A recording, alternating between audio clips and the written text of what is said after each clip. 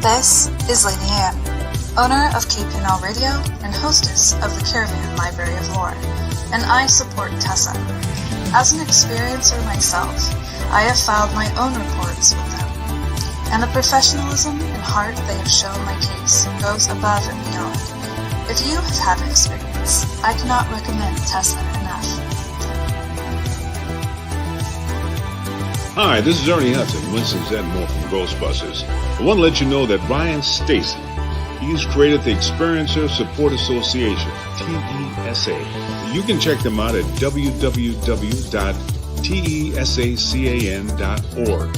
Now, they investigate paranormal, UFO, and provide support to experiencers. But you can check them out at, like I said, www.tesacan.org and see for yourself if they're really Ghostbusters. I can tell you this, they are a non-profit organization.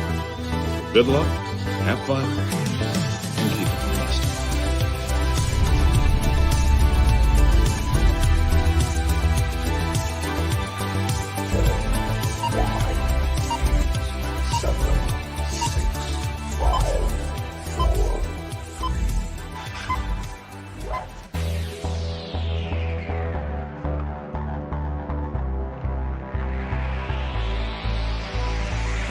Good evening. You are listening to Beyond the Tinfoil Hat, a podcast by the Experiencer Support Association.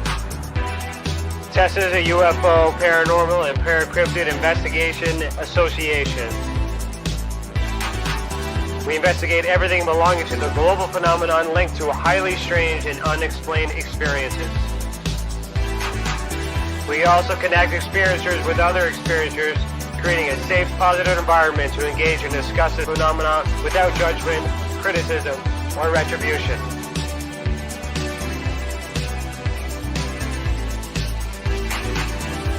From the land of the white rolling sands, on the southeasterly tip of Georgian Bay, to all of you listening around the world, as we simulcast live on KPNL Radio, we salute you. If you want to go back and listen to our previous episodes, go to youtube.com/the Experiencer Support Association. Do us a favor and hit that subscribe button and ring that bell to be instantly notified when we are live, not only for these episodes, but every single element Tessa has to offer. On our website, tessacan.org, we have something for everyone. We have support for experiencers, data for independent researchers, and places to advertise for professional partners. This live portion of the show will run for about 45 minutes. We'll have a commercial break and then spend some time answering some of your questions in the comments. The show will continue immediately after on Patreon for our private members, so head over and become a member for the unclassified tier and receive additional content from this episode and so much more for only $7 a month. To all our Patreon members, you are awesome, and thank you for helping us heat the world. All proceeds go back into the mission and will continue to help us create educational content for you and your family.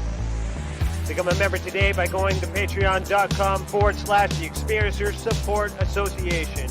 Also, if you're joining us live on Facebook or Twitter, head over to our youtube.com/the Experiencer Support Association if you want comments read out in the chat. We're only answering questions on YouTube, so head on over, hit that subscribe button, and start chatting. If you can't stay for the entire show, don't worry. Every Monday, we will upload the audio file to our podcast network for you to take us on the go.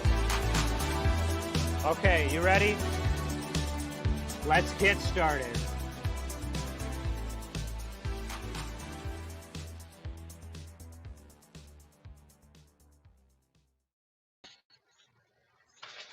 Hello, everybody. Today is Thursday, March 18th, 2021, and I, Ryan Stacy, am your host this evening. Our guest for Season 3, Episode 8 is Shane Hurd. Shane Hurd has spent his government career in the fields of civil engineering, geographic information systems, information technologies, and is a graduate of Arizona State University's Certified Public Manager program. As a member of the space race generation, he has been a lifelong space and science nerd and a sci-fi geek. I didn't write this. It was, yeah, it was the Phoenix Lights incident in it. So it was the Phoenix Lights incident in his hometown of Phoenix, Arizona, that sparked his interest in UFOs since that time. He has studied the subject and ultimately in 2015 joined MUFON, the Mutual UFO Network, then became a field investigator in 2017. He is now a STAR team member and was recently appointed the Assistant State Director for Arizona MUFON. In June 2020, he published his first book entitled Unidentified Aerial Phenomenon, A Beginner's Guide to Researching UFOs. He is a musician, a car guy, amateur astronomer, horse owner, and enjoys a good bourbon now and then. So, Shane, put on your tinfoil hat. How are you doing this evening? Great, Ryan. Doing great. Thanks for having me. Yeah, no worries. Thank you for being here. I really appreciate it. So first question, off the hop, favorite sci-fi movie, favorite TV show, and why? Ooh, favorite sci-fi movie, Paul. Okay. And because it's funny and the content is right up my alley. And then TV show, I'll tell you, I'm enjoying one that's out right now called Alien Resident. And there was another one a couple of years ago that ended up getting canceled that I really enjoyed, and it was called People of Earth. And both are comedies set against the backdrop of UFOs, aliens, and that sort of thing. So really enjoyed those. I haven't heard of the Earth one, but Resident Alien, I heard that one was really funny, and my mom wants to see that. So I was just kind of haven't had a chance to see that. So that's good. It's very good. Yeah. Okay. So I'm really interested in knowing for our audience, I'm sure our audience would appreciate this too. I'm just going to share the screen here. Since you are a resident of Arizona and you study the Phoenix Lights, my question, I guess, would be, where were you when the Phoenix Lights event happened? And what did you know then? So what was the story then? And what do you know now after so many years in between? Yeah, great questions. And it really was the case that set me kind of on a more serious path to studying UFOs. And I do remember exactly where I was that night. Now, I saw nothing. So that's not what propelled me into this. But we were actually going to view the Hale-Bopp comet, I believe it was, with some friends who lived on the outskirts of town where it's really good and dark. And they had a telescope and had us for dinner. And, we were going to just enjoy the evening stargazing. And that's what we did. But by the time I got home, 10 o'clock or whatever it was, the local news was chatting up this incident, this display of lights and stuff that was seen. And, it caught my attention, honestly, more for the fact that, because I wasn't really in tune with UFOs. I mean, I was aware of them and my mind was open towards them. So it wasn't, a big deal for me, but I was like, this is happening in my own backyard, my own hometown. That's fascinating.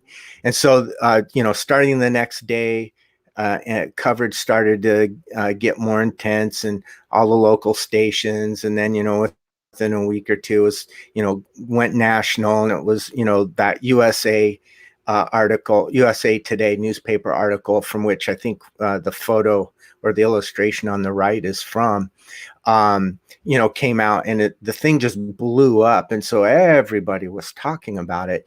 And even though I did not work in government yet at that time, one of the local City of Phoenix council persons took an interest in the case, and her name was Frances Emma Barwood, and she still lives here in Phoenix. But she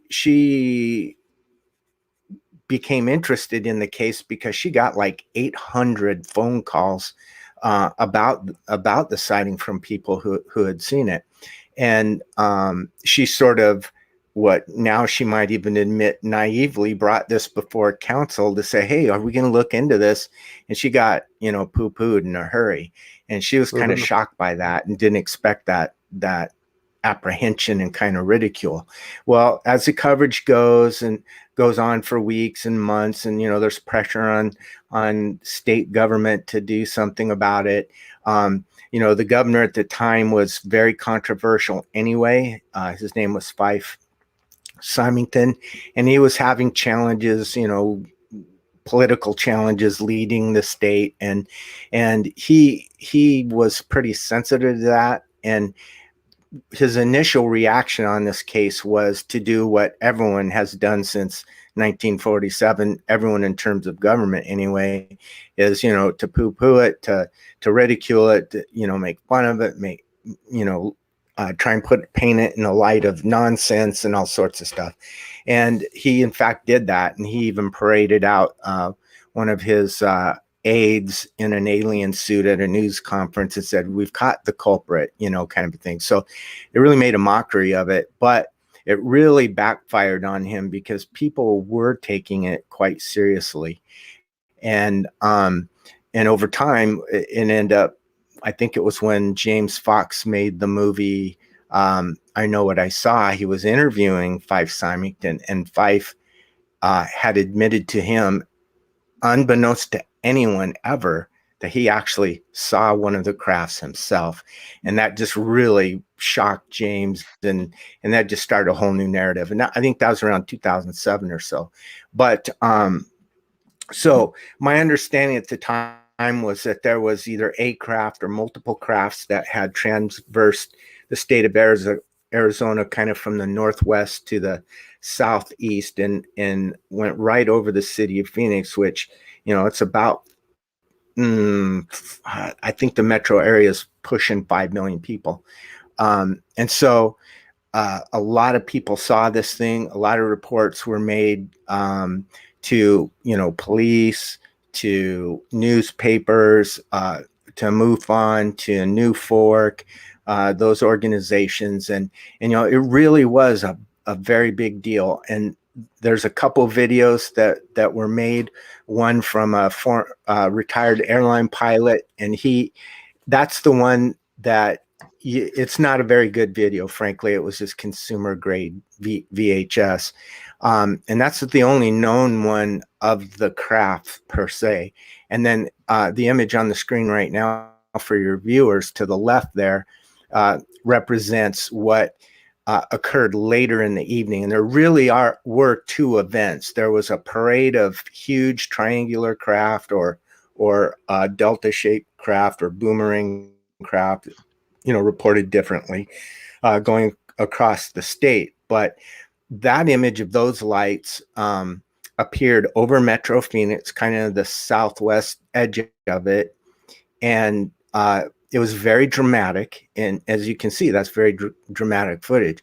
And a lot of people, were trying to mix those two events together. I mean, there's some logic for that, happened on the same night.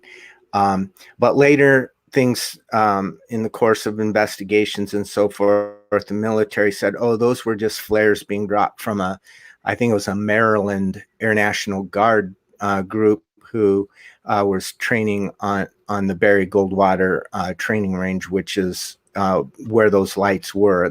They were over that.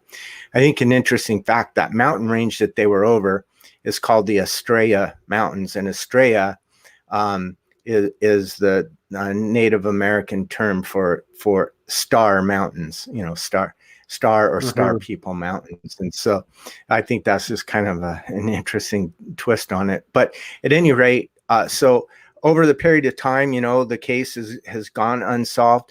We have a local doctor here, Lynn Kitai, and she's a real sweetheart, and she's really done a great job of keeping the story alive. And as she has done that on an annual basis, there's she rents a whole movie theater and puts on a presentation, invites speakers, and she had a film. She made a really good film on it, and all those things. So, it's still, in the consciousness of people, at least here in Arizona, on a pretty regular basis. And so it has really been coined as one of the largest mass sightings in modern history. And what I can say, so that was then. What's changed now a little bit, which is pretty interesting, is more witnesses are coming out. And I had just spoken to a gentleman not long ago from Prescott, Arizona, which was in the flight path, and he too was a pilot, and he did not want to damage his career, which is why he didn't say anything until now. He's retired, kind of a thing.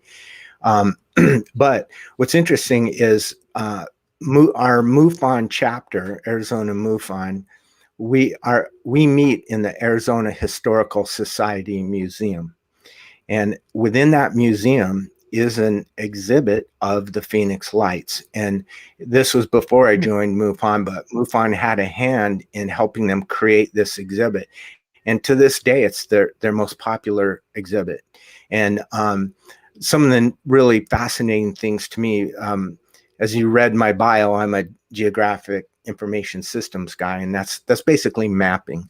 And one of the neat features they did in that historical museum display was they had a graph where they plotted like a pinpoint for every phone call. So at the date, the time, and the location, they gathered all the phone calls that they could and get this data, and they plotted it.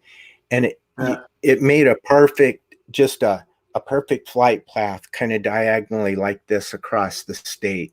You know, just this point in time, this call was made. So you could actually track the flight path of whatever it was, or they were. Were they able to determine the speed? I thought that from was really. Yeah, they could determine the speed. I mean, this thing really, it appears there were multiple objects, and this occurred from about 6 p.m.-ish to 10, 11 o'clock at night. This body of sightings and in that trajectory or that flight path, and some people described them as I said, like a mile wide, which is unfathomable, really. Some triangular, some boomerang, some were extremely low. I've seen accounts and reports where one person said he could probably have thrown a rock and hit the bottom of it. It was that close to him, and there were really great. Sorry, I was just going to say, were they in unison at all? Did they move at all, like in different thing, or did they all move together? Yeah, I think there were multiple craft sighted at multiple locations, even though they were in that general corridor. So, for example, the one Fife Symington saw, the one he saw was the same one as one of the prominent witnesses. His name was Tim Ley, Ley. They had seen it, and it's a part of Phoenix called, oh gosh, what is that area? I can't remember. But, and Symington actually was in his house, heard about all this, and he drove up to this park that was in Sunny Slope. Sorry, that was it, in Sunny Slope. Went to this park, and that's where he saw the craft himself. And he said, it was otherworldly, is the term he used. And Tim Ley also had witnessed that same one, and they both described it similarly, even though they didn't know each other. And but then there were people in Chandler, which would have been farther south and east, who described this very large thing going over. And I mean, there were like at that time, there were a lot of like softball or little league stuff going on. It's dark, it's night, it's all lit up. These games just stopped. People just stopped, looked up, and just gawked at this thing as it flew over them.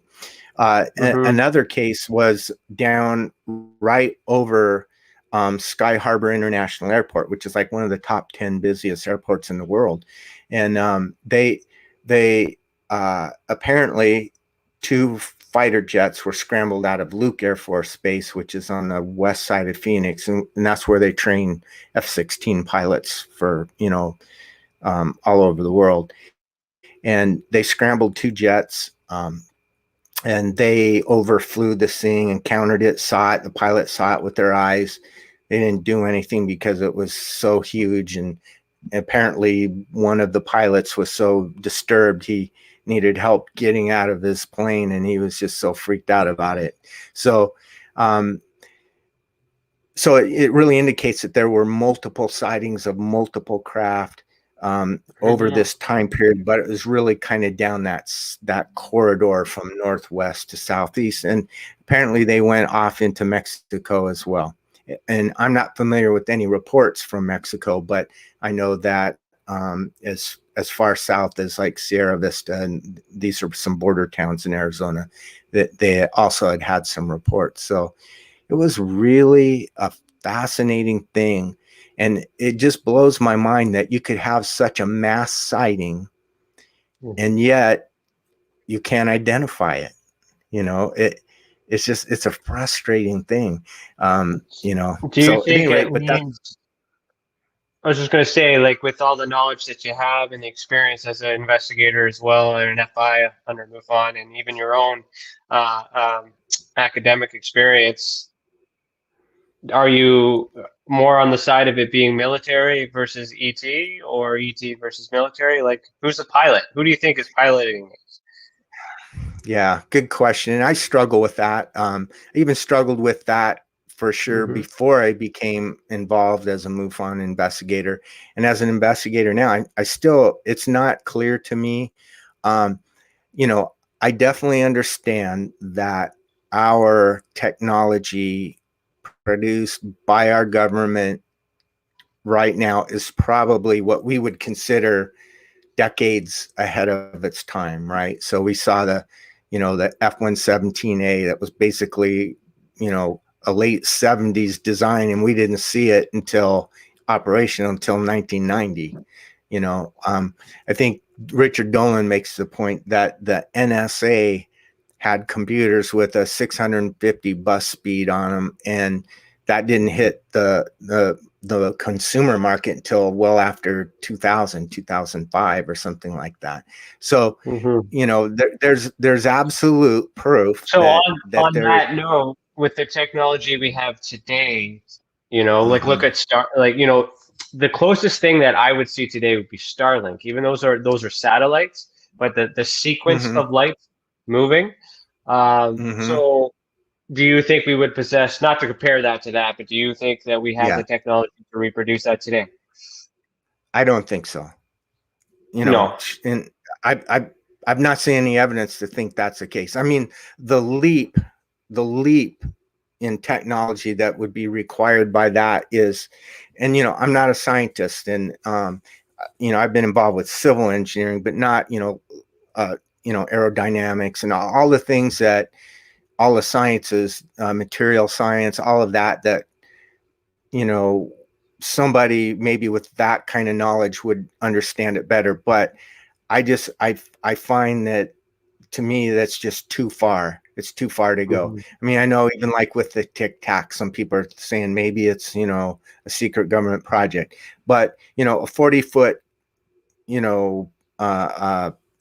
Tic Tac is still a huge and far cry from a craft that's a mile wide. I mean, structurally, we have no capability to do that whatsoever, and nothing close to my knowledge. Now, could there be? I don't know. I just think, you have to be careful with both. I mean, it's more actually, if you're going to play odds, the odds are greater that it is some secret human technology, from the perspective that we know secret human technology exists, right? Aliens, we don't have that proof yet. We don't have that proof. So you always have to be balanced in that equation, I think. I am not sold that it's our technology, but without proof to say that there are others out there yet. It's only my opinion, and I'm a big fan of Stanton Friedman, and I always use this analogy. of the black box inbox, the white inbox, and the gray box, right? Meaning, black it's absolutely no, or white it's absolutely yes, and gray, I don't know, maybe it's in the middle. And that whole concept for me is still in my gray box. Mm-hmm. There's a lot in that gray box with this phenomenon. Most of it. I think it's all in that gray box. Okay, Yeah. so let's talk about MUFON. You've been with MUFON for a while. Pros and Yeah. cons. Yeah. And Well, how, like, are they still around? Like, how's it been since the pandemic? Because visually, yeah. it doesn't seem like their marketing game is around anymore. So I'm curious to know how you guys are doing. Yeah. So let me just tell you first how I got involved with MUFON, and you'll Okay. kind of understand my thinking. Is that when I began to research UFOs, I was just reading everything I could read, and the first book I read was The Day After Roswell by Bill Burns and Philip J. Corso. And when I read that, actually I was pretty skeptical, and I was kind of disappointed because I thought I just my mind just changed a little bit about it, but at that moment in time I thought, this is just crap, and I almost gave up. But at that moment in time, Leslie Kane came out with her book, UFOs, Pilots, Generals, Public Officials Go on the Record. And she is an investigative reporter, and she wrote the book as an investigative reporter, and I thought it was outstanding. And it really changed my mind into, okay, look, there is something to this phenomena.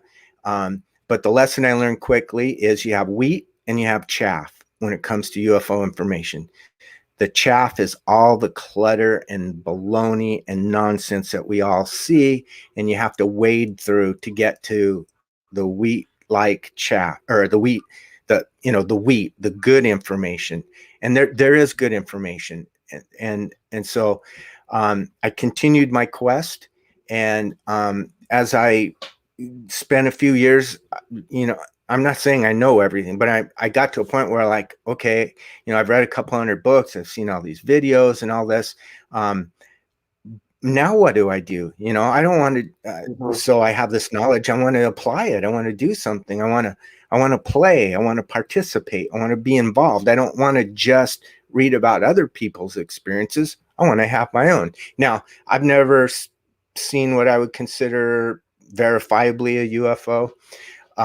But that's not what drove me. And many people who are in this field are driven by the fact that they've had an experience. But me, it was just purely intellectual curiosity that took me there.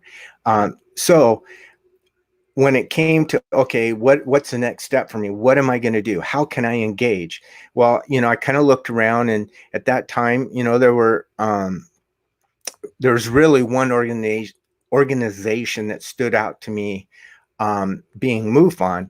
And I knew I'd already spent, 15 years in government. I've worked in corporate and other things. And I know that I can function in an organization, a big organization, and I can be successful there. And, I have the tools to do that, and so MUFON for me was, well, look, this is a focused effort to do one piece of ufology, because it was immediately apparent to me that ufology it's like this huge, like a buffet, right? And you have everything from, abductions to crop circles to, just every aspect of it. And I thought to myself, well, I can't be good at 15 different things. Let me pick one or two things that are kind of up my alley, and let me try that. And so that's how I got to MUFON. And when I started with MUFON, I just was kind of in the shadows, in the corner, just watching, reading, gathering information. It's joined Facebook and got connected with people, and started to kind of round out my knowledge and my experience. And my experience with MUFON has been very good. The Phoenix chapter, Arizona chapter is a very good chapter. It's very well run by At the time, Jim Mann was the director and Stacy Wright, the assistant director. Stacy is now the director and I'm the assistant director. But my point is that they really run their organization well. And MUFON is almost like a franchise, right? You have corporate, you have, the international, the main body of MUFON, and then you have chapters, and those chapters are either a single state or a group of states or whatever. And this occurs worldwide. And so there's a bit of autonomy in various chapters, even though you stick to the basic outline that MUFON corporate, I'll call it, outlines for you. So there's structure, but there is, latitude, especially for, I always say about UFOs. UFOs is A, it's about people, and B, it's local. And it really is. The conditions and circumstances you find in Arizona may be quite different than in California or Canada or New York or Chile or whatever. And so you need that flexibility, to, take into account geographic areas, cultural, influences, and all these little aspects to it. So, again, that appealed to me. That was logical to me, and my experience has been really, really good as far as MUFON. And also meeting a lot of great people. I've met a lot of great people that really take it serious and stuff. So my experience has been good. However, I know, that's not true for everyone. And, I just, again, being a part of an organization, for my 40 years of work life, I know you're going to have some good with the bad and that kind of thing. And that's the problem too, is because MUFON has grown exponentially. To manage all those people, me being in the position as a national trainer for a while, that was difficult to get everybody on the same page, especially being Canadian, because I'm I've never seen so much hate in some of these states that we don't have here in Canada. Like, just relax, it's okay, I'm sorry, but so. Yeah. But everyone tried, and that's the thing. As you said, you explained it well. Corporate, there's that corporate side, and as long as it was running and it was maintaining, and everyone was doing it, they dealt with whatever they need to. They took a lot of hits. They're still taking hits. Yes, absolutely. I mean, even with the situation that happened with me, in my experience, that I blame that on the people that were involved and society at the time, not the industry. It's good, and I want to say thank you for your service and your apology, because we all have to work together.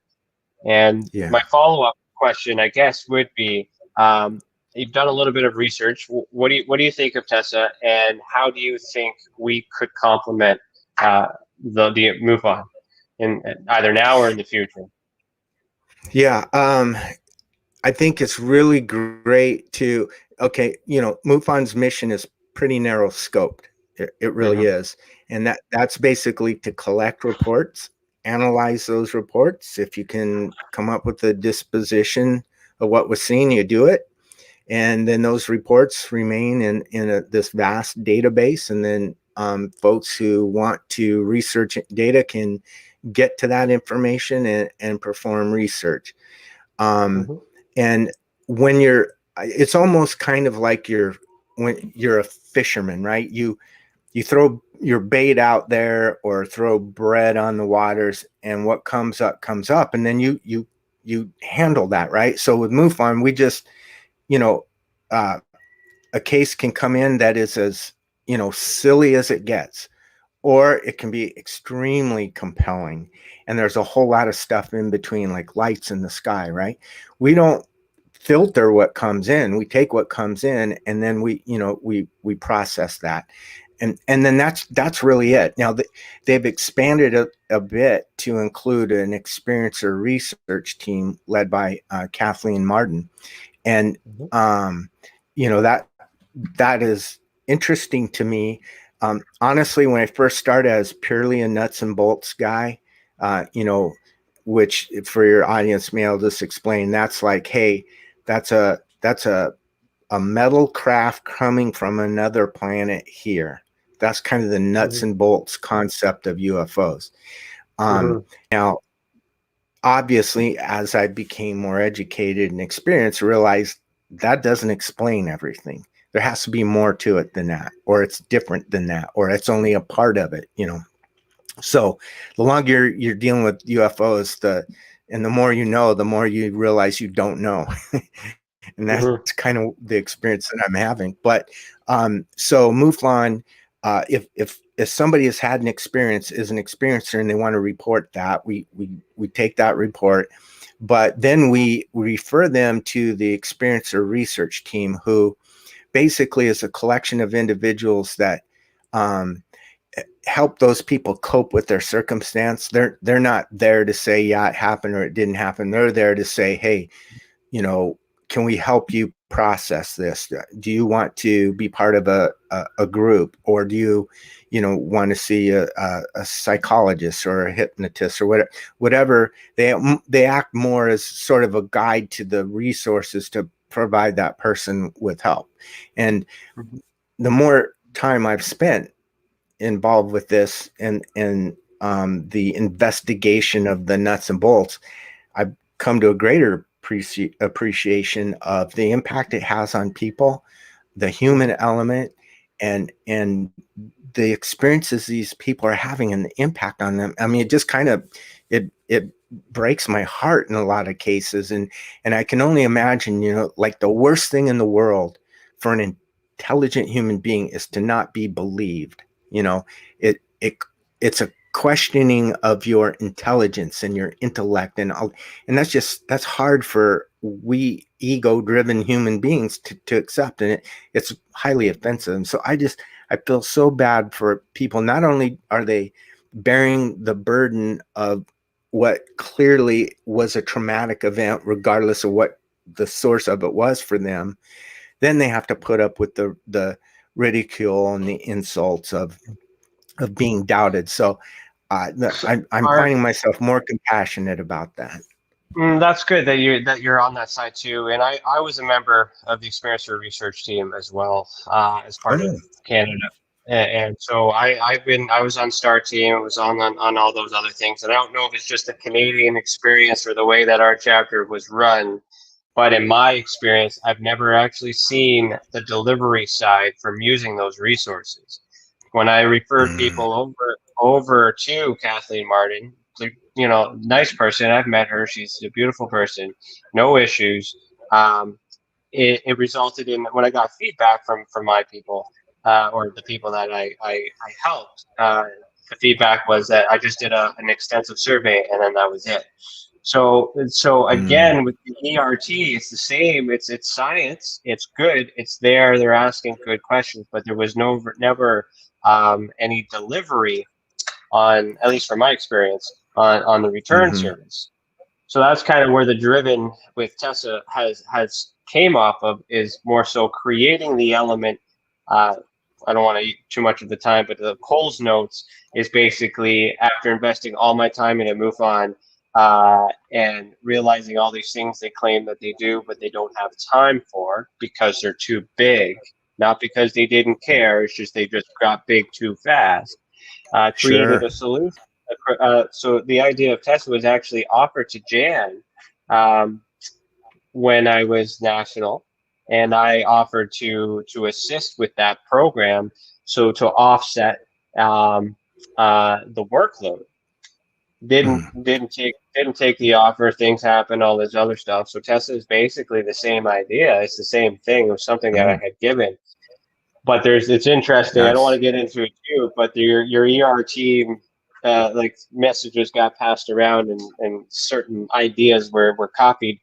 But to bury the hatchet and all these other things, I'm glad that they caught on to the idea, and I'm glad that they're doing better now, because I can tell you that they didn't do anything before on that side. So I'm really happy to hear that.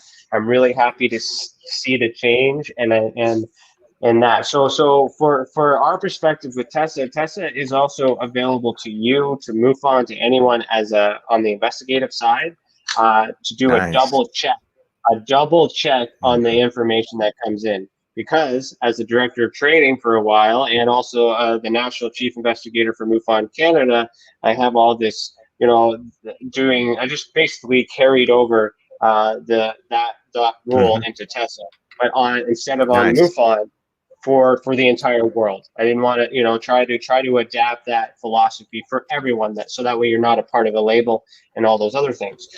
So one Right. more question before we get into break, and then we can hop into Okay. questions.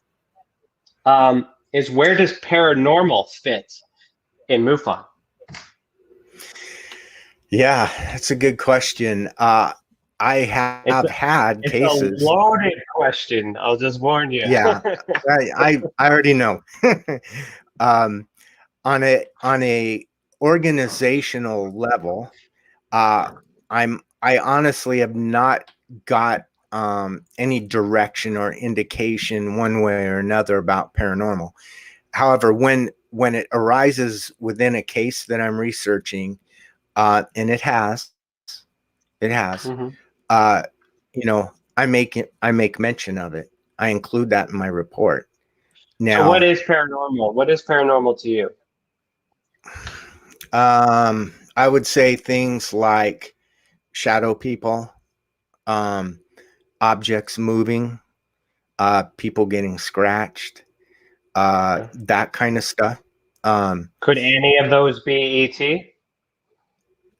Potentially, yeah. I don't even know. I don't have a strong opinion yet of, Mhm. are we talking multiple things happening? Like, aliens over here is one thing, and paranormal is, dead people here, or is it religious and they're demons, or I mean, there's a lot of theories, right? And again, Mhm. they're theories, you know, Are and are UFOs paranormal? possibly. I mean, Mhm.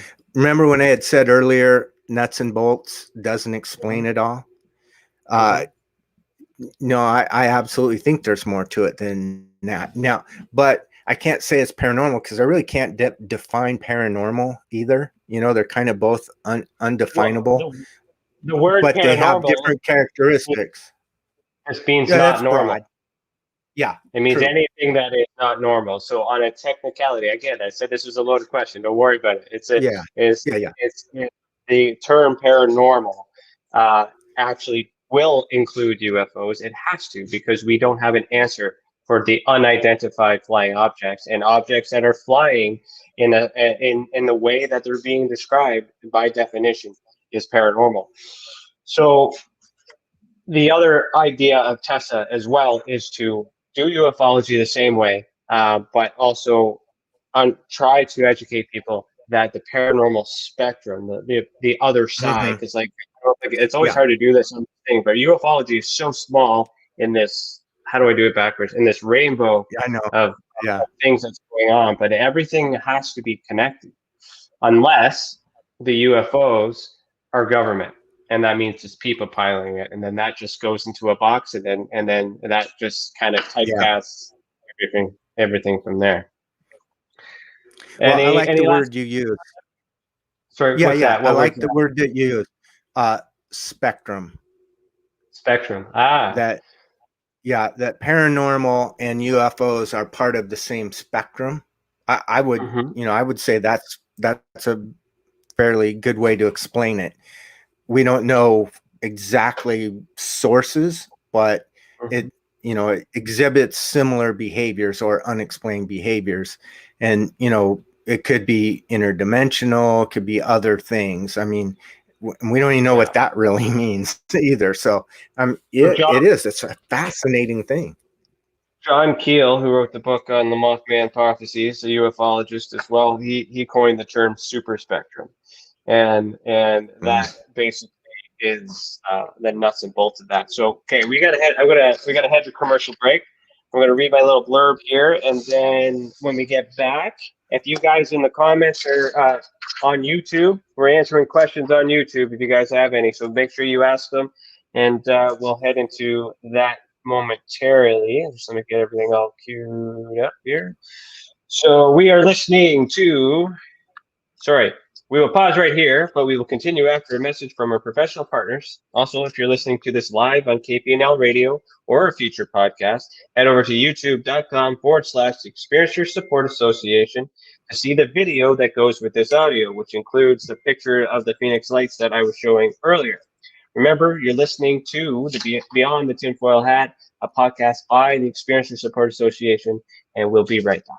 Ryan is one of Canada's leading new UFO investigators.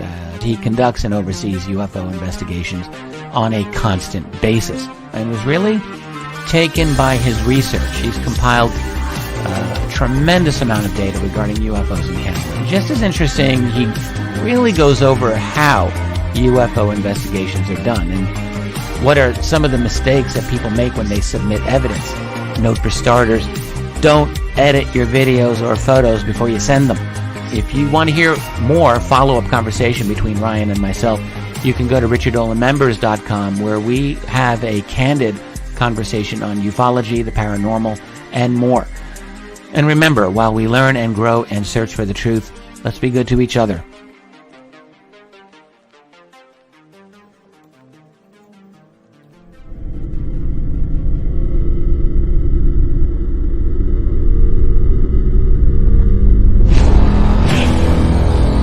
The same thing that draws aliens to our planet is the same thing that draws us to others. Exploration, curiosity, sustainability of life. That's why we go. It would make sense as to why they're visiting here. Travis! Quit playing around, man. Get back here.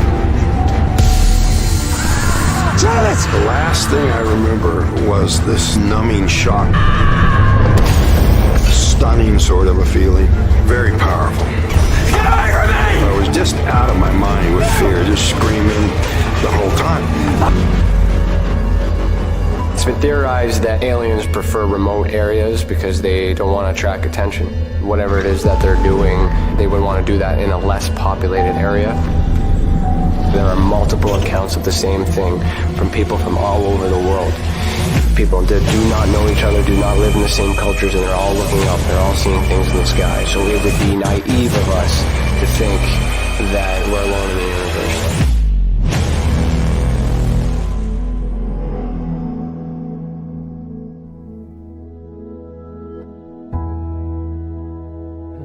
My mission is to assist and help those experiencing this phenomenon in such a way that they're able to continue and live with it, and also in a way that it can be measured, quantified, and reinforced within today's society, so that way it can be accepted and no longer viewed in a negative way.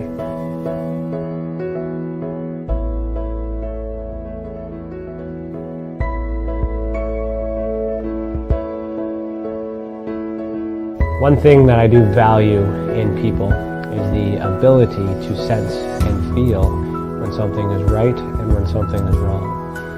That is a natural ability that we all share.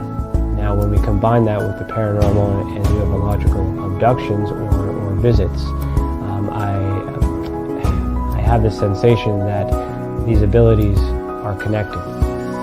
Not everyone can sense, not everyone can feel. However, those who can are typically connected with something that we cannot explain.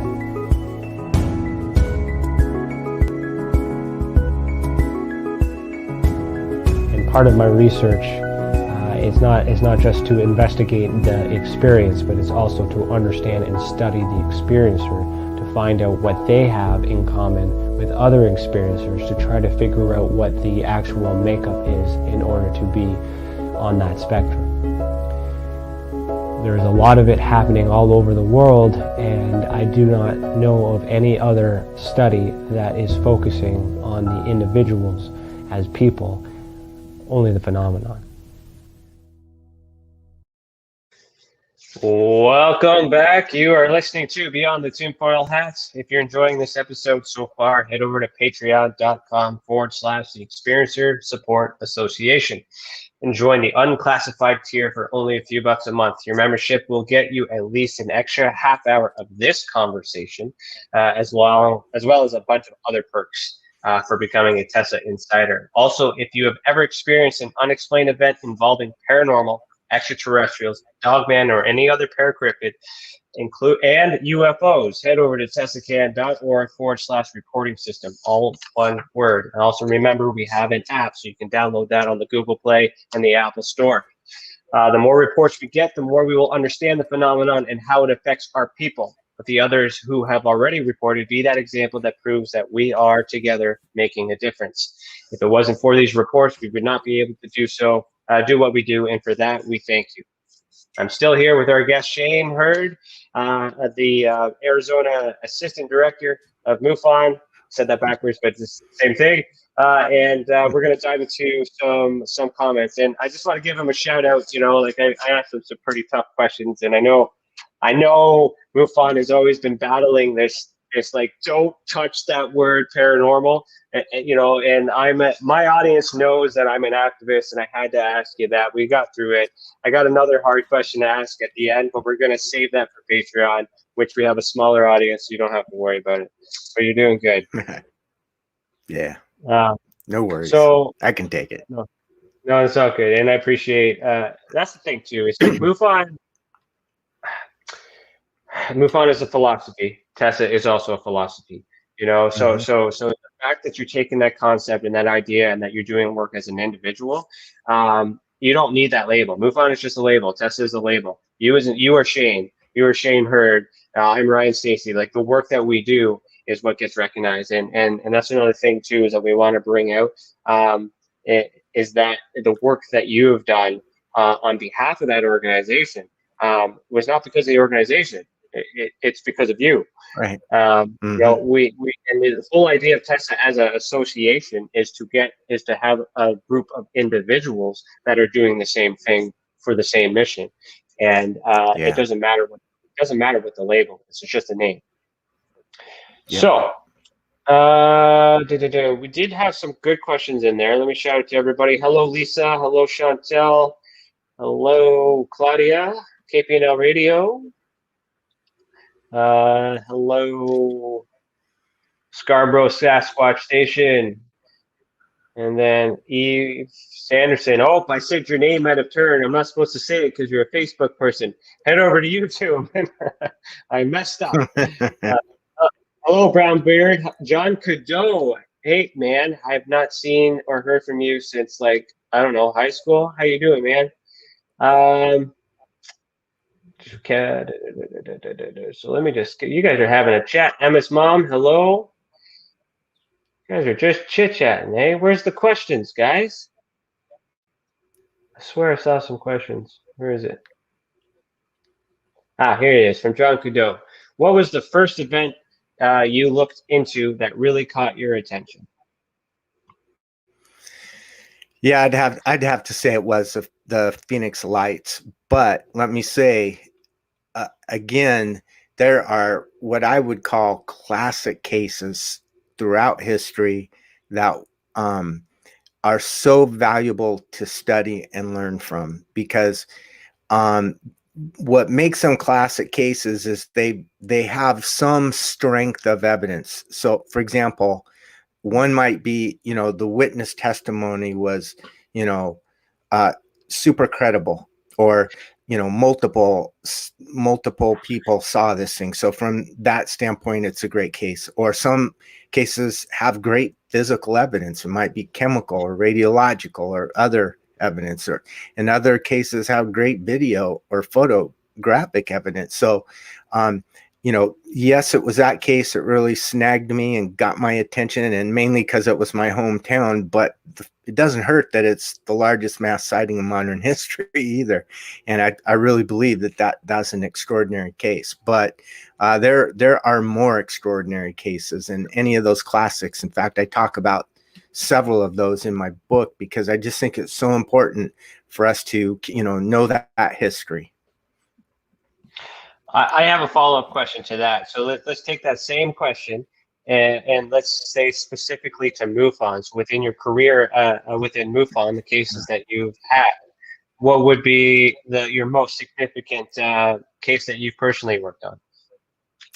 Yeah, that's a tough one. A lot of the cases are your typical lights in the sky, and you really can't identify them, and those are frustrating because it's just lack of actionable evidence. It doesn't mean that it wasn't extraordinary in some way, but you can't do anything with it. But one case that sticks in my mind, and it's also been published in a couple of books since it happened, and it was actually a husband and wife who were MUFON investigators, and they went hiking the Grand Canyon. And if you know anything about that, it's about a mile deep, and where you go down and you hike it, and you get down in there, and there's this place called Phantom Ranch, and there's like a lodge, and you either camp or stay in some, I don't know, I guess they're barrack-like things. But at any rate, you get down in there, and I mean, it's got to be the darkest place on earth. It's just, there's no light pollution for hundreds of miles, and it's just a beautiful experience, and very, very calm down in there. And at any rate, they had went on a vacation, and they went down there, and they hiked down in there, and they were about 9 p.m. They were walking on a trail to go back to the lodge from they were going to go to the lodge to get something to eat or drink or something, and then they were going to head back to their cabin or campsite. And as they were doing so, they saw this ball of light, a spherical lighted object, come from very high, like outer space high, came down, got bigger and bigger, came down, and then it went below the walls of the canyon. Okay, so this to me is significant. A light in the sky, again, hey, satellite, airplane, drone, whatever. But this thing went from that high altitude down to within the canyon walls. And they were, flabbergasted by this thing. And they were maybe 1,000 feet away or something, maybe not even that much, 500. And it made no noise, and the light from it cast shadow on the walls of the canyon and on the ground. And this thing, that it came down, and it went, and it kind of, went around like maybe 20 feet off the ground type level, according to their perception. And then it went back up, and it went, above the canyon walls again, and then it shot off into space. So, part of my investigation, I contacted, the park rangers there, to determine, like, could this have been a drone? I didn't think it was a drone based on their description, but, drones are not allowed in there. They're prohibited. If you were to bring one in, you'd get in big trouble. No production company had permission to film something down there. I checked all of that. There was really no explanation for what that could have been. If it were a helicopter, it would have been so loud, thundering echoing through those canyon walls. I mean, there are just a lot of things about it. Credibility of the witness, the event itself, the behavior of the object. It was just very compelling. And so that case is one of my more satisfying cases. I closed it as an unknown. That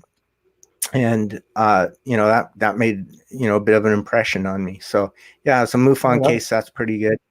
I did have another one that was super strange. Okay. And this was more of like an abduction type case, it's so complex. I probably shouldn't have brought it up, but it involved things like voodoo, healing arts, the person got a restraining order against another person. This person went to the police, went to the court. The judge wrote a nice letter about it, acknowledging, it involved rape. It involved reptilians. I mean, this thing was crazy town from A to B.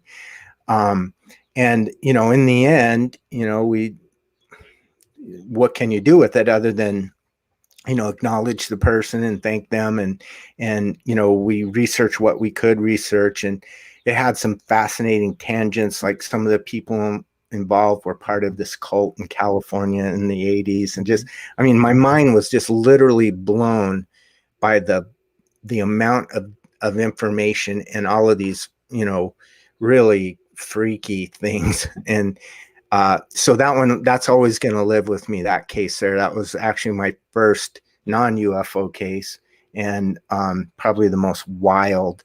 To this day, I'm not sure what I think about it, but you know, there's a lot more to it I'm not sharing. But No, I know, I understand that. How is the experience though today? How's that person doing today? Doing fine. Good. That person is you know, a credible person, you know, a business person, you know, but you know, that person is managing and coping and doing fine. Let's put it that way. But And yeah, you had a play in that, and that deserves recognition. So, you know, thanks for being there for that person oh, too. thank you. Yeah. Okay, so we're over time. There's one more question that Chantel asked. We're going to ask that, and then we'll head over to Patreon. So Chantel asks, did you notice a change in how people discuss UFOs and the potential for ET life after the Phoenix Lights event compared to before? Yeah, absolutely. And you know, at that time, this was 97 when that event happened, and it wasn't there much long after that. You know, UFO, the subject began to appear on TV quite a bit. So you had shows like the UFO Files. I don't know if you remember that, and then the UFO Hunters, and you know, and now, you know, you can't turn their TV on without a UFO show. So I think it has changed. It has improved. It's more in the minds of people. I think another reason for that is Ancient Aliens, because it has caused people to, you know, question what we've been taught. Not, you know, which is okay, because we know that history is full of inaccuracies and stuff, and it's just the way it is. I think another thing is that, you know, NASA began discovering exoplanets, and you know, before that time, but before 2004, scientists would never say, yeah, we think life's out there. They just wouldn't do it. Now you even have mainstream scientists saying, yeah, of course there has to be, the odds are, and blah, blah, blah. And we're going to find it in 10 years, you know, one NASA administrator had mentioned. So that has helped. And then I think in particular in 2017, when the TTSA released the USS Nimitz and Roosevelt cases, that the taboo about talking about it began to be lifted, because mainstream media started, you know, talking about it without playing X-Files music and giggling. They started treating it seriously. And I think this combination of all those things has made it acceptable for people to inquire about the topic without fear of ridicule. And I think people always had that curiosity, but it just got squashed. And in fact, it's one of the things that motivated me to write my book, was because there's just now new generations of people who are really interested in this topic. And I wanted to write a book in a way that would help a newly interested person jump in without going down some of the rabbit holes and the nonsense that we had talked about earlier. So yeah, that's a great question. And that, I think that's really kind of where we're at. Right on. No, thank you so much. And I'd like to probably take a look at that book too, because I'm working on creating an investigative program too. It's the same idea, thinking of how to build the future, like future of ufologists, because we want you know, the next generation under a new way too. And there could be an opportunity where you could do a masterclass, you know, after, you know, something of that sort too. I just say masterclass because that's the trendy thing to make sense of what we're talking about here. So, all right, guys, I am going to do the sayonara bit here and play our outro, but I just want you guys to head over to patreon.com/the Experience Your Support Association. I got Shane for a little bit longer. I will tell you guys that the question on the docket is the pros and cons of the Hynek-Vallée classification scale. And the reason for that is because Tessa is a couple weeks away from revealing our new ultra spectrum classification scale, in which I wouldn't say endorsement, is not a technical word, but I do have permission from the Hynek family to move forward with presenting it. Doesn't mean it's going to fly, but at least everybody's on the understanding that no offense is being taken. So we're going to talk about that in the Patreon special. So if that's okay with you, Shane. Yeah, absolutely. That sounds awesome. Okay, perfect. All right, guys. So thanks for watching. Keep your eyes in the sky. Stay good to each other, and heed the world.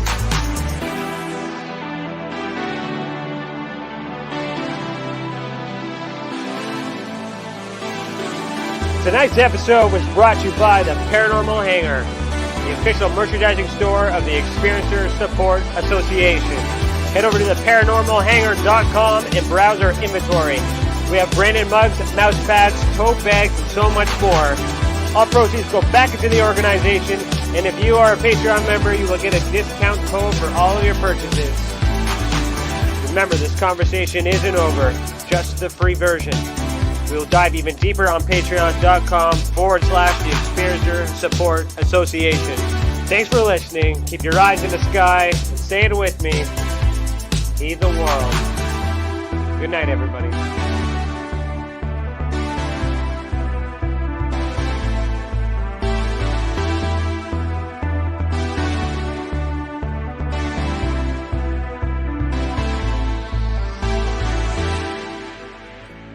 Hi there, this is Dave Scott from Spaced Out Radio, where together, my friends, we own the night. On our website, spacedoutradio.com, we have a place called the SOR Sightlines Report.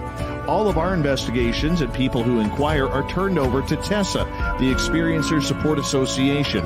Ryan Stacy and his crew, what I like about them, they're independent. They're not working for anybody, and they want answers. We want answers for our listeners and people who inquire as well about their experiences. It's a great tandem, and we love being teamed up with TESSA. If you haven't heard of us before, that's okay. We'd love to earn your listening ears. Join us 9:06 Pacific Time, 12:06 a.m. Eastern for 3 hours of live entertainment 7 days a week.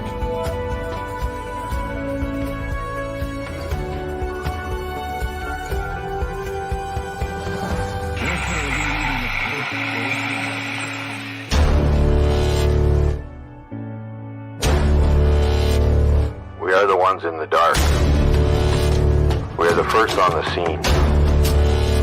We are the last to leave. We will counsel you. We will comfort you. We will save your life.